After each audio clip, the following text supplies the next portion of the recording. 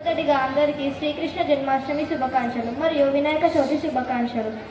కురుక్షేత్ర యుద్ధ సమయంలో శ్రీకృష్ణుడు అర్జునుడికి భగవద్గీతలోని కర్మ సిద్ధాంతం గురించి వివరించాడు.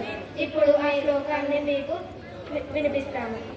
కర్మణ్యేవాధికారస్తే మా ఫలేషు కదాచన మా కర్మఫల హేతుర్గుణాం తే సంగోద్విత్య కర్మణి. వివరణ: అర్జున, నీకు కర్మ చేయడంలో మాత్రమే అధికారం ఉంది, ఫలితం మీద కాదు. కనుక నీవు కర్మఫలాలను ఆశించకు. అంతేగాక కర్మ చేయకుండా ఉండడానికి కూడా ఇష్టపడకు. ధన్యవాదములు.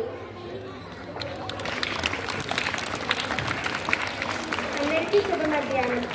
భగవద్గీతలోని ఆత్మవిశ్వాసం గురించి శ్లోకం. ఉద్ధరేతాత్మనాత్మానమవస్థాతే ఆత్మైన హి ఆత్మానో భగవత్ పరాపసంధరే. వివరణ: నిన్ను నీకు బాగుపరచుకోవాలి, అందుకు నీకు నీవే శత్రువు. ధన్యవాదాలు.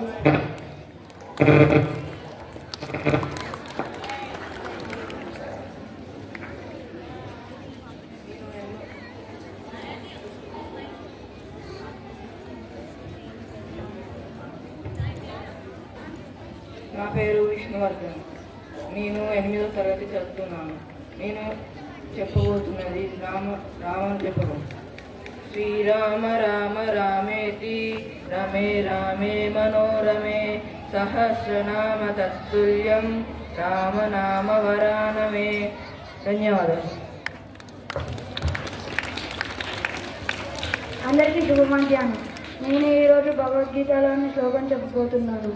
కర్మణ్యేవాధికారస్తే మా ఫలేషు కదాచన మా కర్మఫల హేతుర్గుణాం తే సంగోద్విత్య కర్మణి. ధన్యవాదాలు.